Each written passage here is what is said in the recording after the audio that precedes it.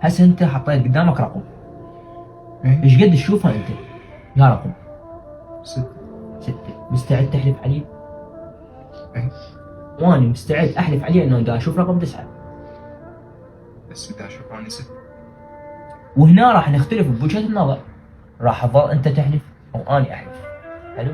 لا ما راح نتصافى ابد، ما راح نتصافى. زين سؤال، لو انت غيرت مكانك واجيت بصفي، يا رقم راح تشوفه؟ 9. راح تشوفه نفس اللي انا اشوفه، نفس وجهة النظر. انا العبرة من هذا الموضوع انه دائما زوايا التفكير لازم نغيرها ونخليها يم الطرفين.